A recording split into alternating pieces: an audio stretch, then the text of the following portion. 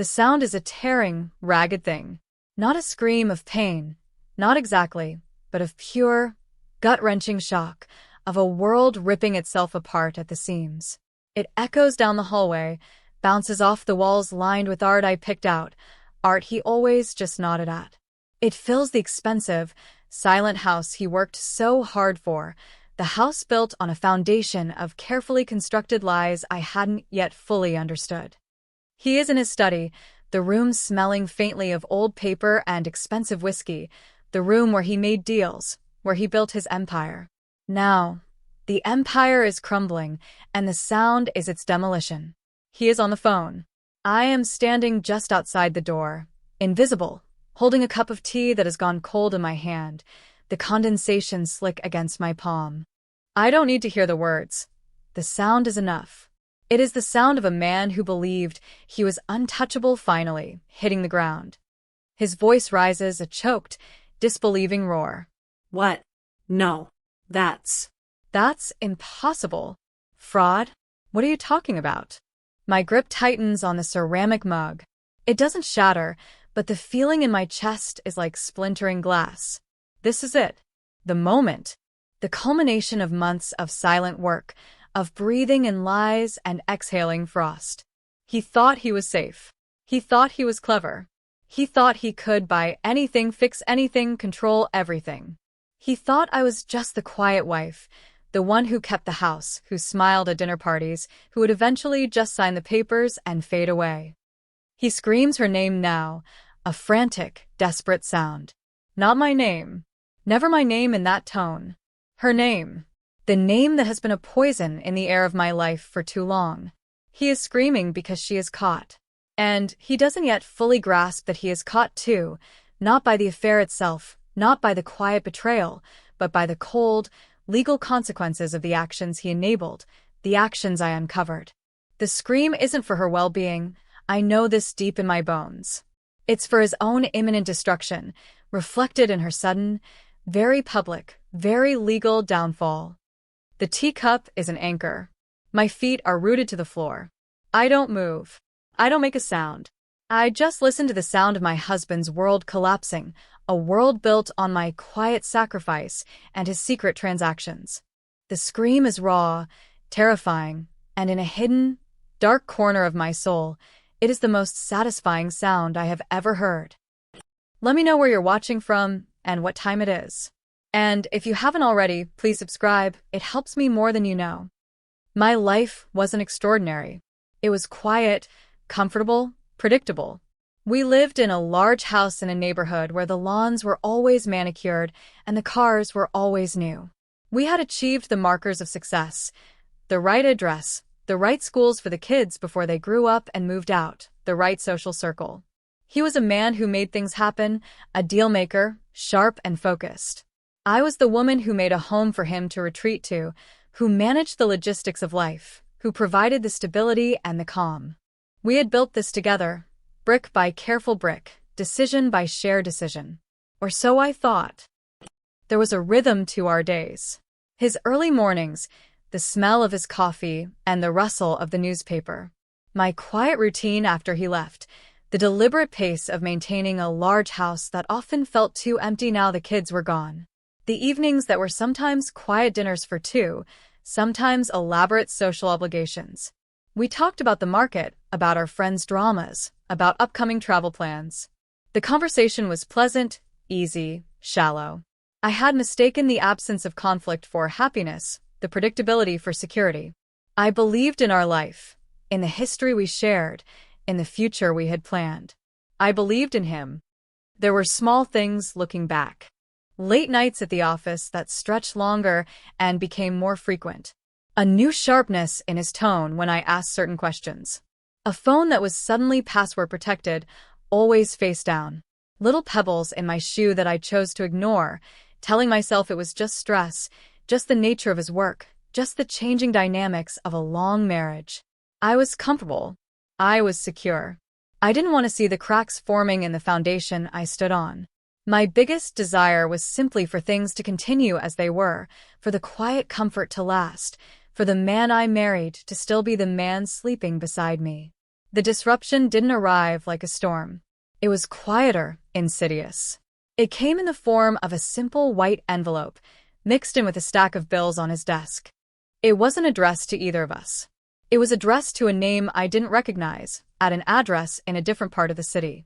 And it was a final invoice from a prestigious cosmetic surgery clinic. The amount was eye-watering. I stood there, the paper trembling in my hand, the numbers blurring. Why was this here? Who was this person? My heart was already starting that cold, slow drumbeat of dread that tells you something is terribly wrong. I didn't snoop. I didn't rifle through his things. This was just sitting there, like a dropped glove, a forgotten clue left carelessly in plain sight. I waited. I didn't confront him immediately. I needed to understand. A quick search online yielded a face, a social media profile, curated, polished, beautiful in that slightly artificial way that money can buy. And under her carefully posed pictures, comments from mutual acquaintances. Vague, flattering comments about her new look, how rested she seemed, how radiant. The pieces clicked into place with a sickening, terrible finality. The late nights, the guarded phone, the subtle distance that had grown between us, explained away as tiredness or stress. This wasn't just an affair, a messy, emotional entanglement. This was transactional. This was him investing in her, paying for her transformation, using our money, the money we had built together, saved together, planned our future with, to enhance her. It felt colder, more calculated, more insulting than discovering passionate love letters. It was a statement of value, and that statement clearly assigned very little value to me. When I finally showed him the invoice, his reaction was immediate, sharp, and dismissive. His face, usually so composed, flushed dark. He snatched the paper from my hand. Where did you get this? His voice was tight, controlled anger. It was on your desk, I said, my voice thin and reedy, barely recognizable as my own. Who is she? What is this? He didn't flinch. Not visibly. But I could feel the tension radiating off him, the sudden shift from comfortable husband to cornered animal. He lied. Smoothly, effortlessly. He said it was for a client, a business expense he was handling. He said the name was a pseudonym, part of a complex deal. His eyes met mine, daring me to disbelieve him. He laid out a plausible, intricate lie involving offshore accounts and sensitive negotiations. He used jargon I didn't understand, creating a smokescreen of legitimacy. And I, in my shock and pain, felt the familiar pull of wanting to believe him, wanting to go back to the comfortable illusion. But the knot in my stomach was too tight. The face on the social media profile, the whispered comments, the amount on the invoice, it didn't fit his story. It fit a much older, much uglier story. Plastic surgery for a client? I repeated, my voice gaining a brittle edge. You expect me to believe that? His control snapped, just for a second. Yes. I expect you to trust me. Is that so hard? After all these years, you're going to lose your mind over one piece of paper. He turned it around, making my suspicion the problem, my pain an overreaction. This was the start of it. The gaslighting, the deflection, the active effort to make me doubt my own sanity, my own perception of reality. He was painting me as the hysterical wife, the one who couldn't handle the complexities of his important world. The initial shock gave way to a cold, quiet rage. It wasn't just the affair, it was the contempt, the arrogance of paying for his mistress's physical transformation with our shared resources and leaving the evidence where I might find it, as if it didn't matter, as if I didn't matter. My first attempts to grapple with this were clumsy, fueled by emotion. I tried to talk to him, to appeal to the man I thought I knew, to the history we shared. I spoke of betrayal, of trust shattered, of the life we had built. He remained infuriatingly calm, returning to his narrative of misunderstood business dealings, of my unfounded jealousy. He suggested I was imagining things, stressed, perhaps needed a vacation. He offered solutions that had nothing to do with the core issue, attempting to placate me with distractions, with promises of things I didn't want. The more I pushed for truth, the more he retreated behind a wall of plausible deniability and quiet irritation. Living in that house became unbearable.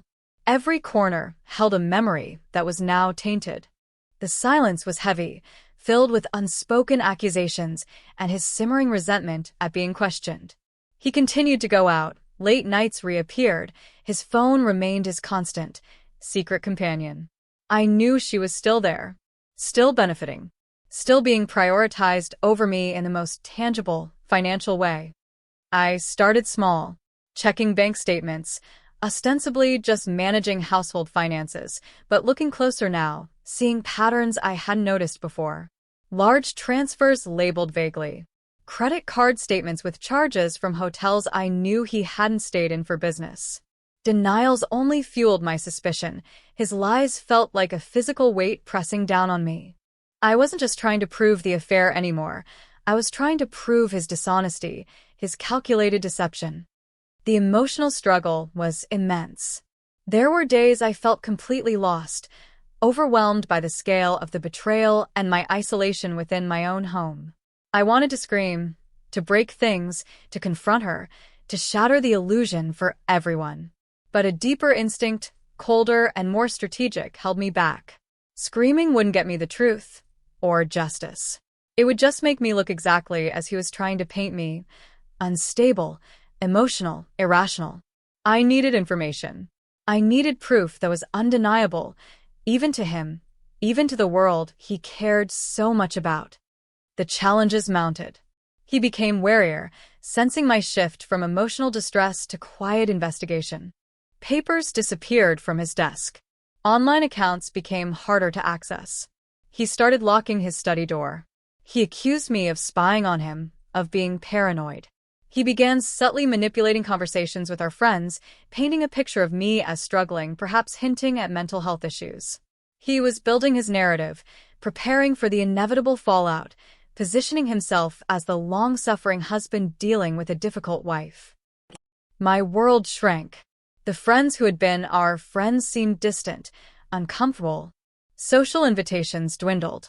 I felt like I was operating in a vacuum, cut off from the support I desperately needed. The house felt like a cage. Every time he looked at me, I saw the lie in his eyes, the knowledge that he was actively deceiving me, and the chilling realization that he felt entitled to do so. He had reduced our life, our marriage, our shared history, to a transaction he was willing to discard for another, newer model, financed by the very life he shared with me. The financial aspect became a sharp point of pain. Knowing that my comfort, my security, the sacrifices I had made over the years, were being used to fund his mistress's aesthetic improvements felt like a violation that went beyond emotional betrayal. It was a tangible theft. He wasn't just cheating. He was diverting our shared wealth to build a new life, a new partner, right under my nose. The sheer audacity of it was breathtaking. The original invoice, once a singular shock, became a symbol of a much larger, deeper corruption. I started digging deeper, moving beyond bank statements and credit card bills. I used skills I hadn't realized I possessed, a quiet persistence, an eye for detail honed by years of managing complex household affairs. I looked at public records, at business filings, at online mentions beyond her carefully curated social media. I cross-referenced dates, locations, names. It was tedious, painstaking work, often late at night, after he had gone to bed, while the house was silent and dark. It felt like archaeology, carefully brushing away layers of dirt and lies to reveal something ancient and ugly hidden beneath. And that's when I found it. Not just evidence of the affair, not just proof he was paying for her lavish lifestyle, including the surgery. I found a pattern. A series of financial transactions, shell companies, questionable investments, large sums of money moving in complex, untraceable ways. These weren't just his expenditures on her. These were activities she was involved in, activities that looked less like a mistress being supported and more like sophisticated financial maneuvering, possibly illegal. The plastic surgery bill was just one line item in a much larger, much murkier ledger. It wasn't just about funding her beauty. It was about funding her life, a life that seemed to be built, at least in part, on a foundation of questionable financial practices. The scale of it was far larger than I had imagined. This wasn't just a mistress. She was someone engaged in significant financial activity, and the money he was giving her, while enabling the affair, might also have been flowing into or out of these other schemes. This realization was the midpoint shift. My perspective changed entirely. This wasn't just a domestic drama about infidelity and divorce anymore. This was about something bigger, something with legal ramifications far beyond our marriage. My initial goal had been survival, then perhaps tactical advantage in a divorce settlement. Now I saw a different path. The mistress wasn't just a rival for his affection. She was potentially a criminal, and his connection to her, his financial support, his knowledge of her activities, that was his vulnerability. This wasn't just about getting him back for cheating. It was about leveraging a larger truth, something he couldn't lie his way out of with plausible business stories. This wasn't just my pain against his lies. This was the law against financial misconduct. And I held the key evidence. The crisis deepened as my investigation continued. The tension in the house became unbearable. He knew I was up to something, though he didn't know what. His accusations grew sharper, his behavior more erratic. He started subtly cutting off my access to funds, claiming business was tight.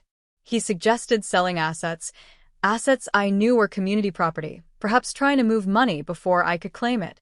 The air was thick with distrust and malice. I felt increasingly isolated, facing not just a cheating husband, but a man actively working to undermine me, financially and emotionally. There were moments of crushing despair. Staring at spreadsheets late at night, the numbers blurring with tears, wondering if it was worth it, if I could even understand what I was looking at, if I was just driving myself mad. The fear was a constant companion. Fear of his anger, fear of being left with nothing, fear of the messy, public spectacle that felt increasingly inevitable. It would be easier, a voice whispered in my head, just to take a settlement, to walk away quietly, to lick my wounds in private. But then I would remember the invoice, the cold, clinical proof of his contempt. I would remember his lies, his gaslighting, his efforts to diminish me. I would remember the years I had invested, the sacrifices I had made, the trust he had so casually shredded. And the evidence of her activities, the complex web of transactions, the sheer scale of the potential fraud. It felt like a moral imperative. This wasn't just about my marriage anymore. It was about accountability. It was about not letting people like them get away with building their lives on lies and potentially illegal schemes, especially when my own life had been collateral damage. The feeling of being trapped was suffocating. He was everywhere, his presence in the house a constant reminder of the deception. His lawyers sent letters, aggressive and condescending, framing the looming divorce on his terms, portraying me as difficult and unreasonable. All seemed lost. My resources felt meager compared to his. My emotional strength felt depleted. It would be his word, his power, his carefully constructed image against mine. But then I looked again at the evidence I had gathered. The dates, the amounts, the connections. It was complex, yes, but it was also undeniable. It painted a clear picture of financial irregularities tied directly to her, and through her, to him. He might be able to lie about an affair, but he couldn't lie about bank records. He couldn't lie about official filings. He couldn't lie about the digital footprint I had painstakingly uncovered. The turning point wasn't a dramatic confrontation. It was quiet, internal. I was sitting at my makeshift desk in the spare room, surrounded by printouts and handwritten notes, the city lights a blur outside the window. I looked at the pile of evidence, no longer seeing just betrayal, but seeing a case. A legal case. Against her. And I knew, with absolute certainty, that pursuing her for financial fraud was the path. It was clean. It was legal. It wasn't messy, emotional revenge. It was calling in the law. And I knew, with the same certainty, that his connection to her, his funding of her, his potential involvement or knowledge, would inevitably pull him into the vortex. This was no longer about winning a divorce settlement. This was about consequences. Real consequences, delivered by the system, not by my anger. My determination solidified, cold and sharp. I would not just survive. I would act. I would use the truth I had found, the truth he thought he could bury. I would let the law handle the mistress's potential fraud. And I knew, with grim satisfaction, that the man who paid for her new face wouldn't be able to pay his way out of the legal storm that was coming for them both. My path was clear. I would not confront him again. I would not argue. I would gather everything and place it in the hands of people who could use it. The days that followed were a blur of quiet, focused action. I consulted with a lawyer who specialized in financial crime, not just divorce. I showed her what I had found. Her initial skepticism turned to sharp, professional interest. She brought in forensic accountants. We built the case methodically, adding layers of official documentation to my initial findings. It wasn't just the plastic surgery invoice anymore. It was a pattern of suspicious transactions, potentially fraudulent schemes, money laundering. The mistress, it turned out, was far more than just a pretty face funded by a rich man. She was a sophisticated operator, and my husband had unwittingly or knowingly stepped into her world and funded parts of it. My husband seemed almost oblivious during this final phase. He was focused on the divorce proceedings, on dividing assets, on negotiating terms he thought would favor him. He saw the legal teams talking, but he thought it was just the standard, painful process of disentangling our lives. He had no idea about the separate investigation running parallel, the one targeting her, built on the evidence I had compiled. He was so focused on the battlefield he had chosen, the marital one, that he was blind to the legal ground shifting beneath his feet, triggered by my actions on an entirely different front. I didn't tell him. I didn't threaten. I just waited. I watched him come and go, heard him on the phone talking about business, about the divorce, sometimes I suspected talking to her. He seemed confident, arrogant even, sure that he was in control, that he held all the cards. Let him think that, I thought. Let him believe he understands the game we're playing. And then came the day. It wasn't a dramatic courthouse scene. It was quiet, procedural. The authorities acted based on the evidence. Warrants were issued. Investigations launched. The mistress was questioned and quickly, charges were filed. Financial fraud, multiple counts. The scale of it was significant, involving large sums, crossing state lines. It was real, serious, undeniable. And then the call came. Not to me. To him. In his study. The room where he built his empire, where he made his calls, where he thought he was safe. I wasn't trying to eavesdrop. I was just passing by, holding that cold cup of tea, a nervous habit I had developed over these past months. And I heard the change in his voice, the sudden sharp intake of breath, the silent stretching before the dam broke. He screamed. The sound was everything. It was the sound of disbelief, of shock, of utter, complete collapse. He wasn't screaming because the woman he loved was in trouble. He was screaming because his carefully constructed world was imploding. He was screaming because the mistress, the symbol of his power and freedom, was now a legal liability, a source of scandal, a direct threat to him. Her fraud charges meant investigators would be looking at her finances, looking at everyone connected to her, looking at where her money came from, where it went. They would find his name. They would find the large transfers. They would find the money that paid for the surgery, yes, but also the money that might tie him to her larger, illegal activities. He was blindsided, utterly and completely. He had been so busy managing the divorce, trying to minimize his financial exposure to me, dealing with the emotional fallout of the affair, or his lack of it, perhaps, that he never saw this coming. He never anticipated that I wouldn't just focus on him and our marriage, but that I would uncover the rot beneath, the rot she represented, and use the legal system to expose it. He thought I was an emotional problem to be managed.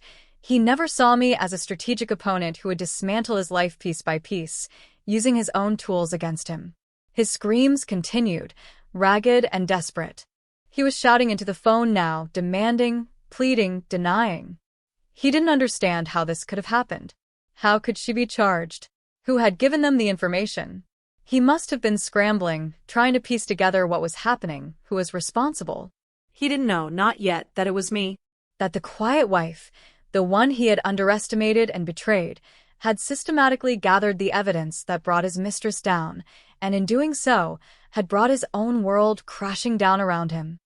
The silence after the screaming was heavier than the noise had been. It hung in the air, thick with the debris of a shattered life. He emerged from his study eventually, his face pale, his eyes wild and unfocused. He saw me standing there, the cold teacup still in my hand. And in that moment, I think he knew. He saw the stillness in me, the lack of surprise, the quiet watchfulness. He didn't scream at me. There was no point. The battle he thought he was fighting, the one he believed he was winning, was irrelevant now.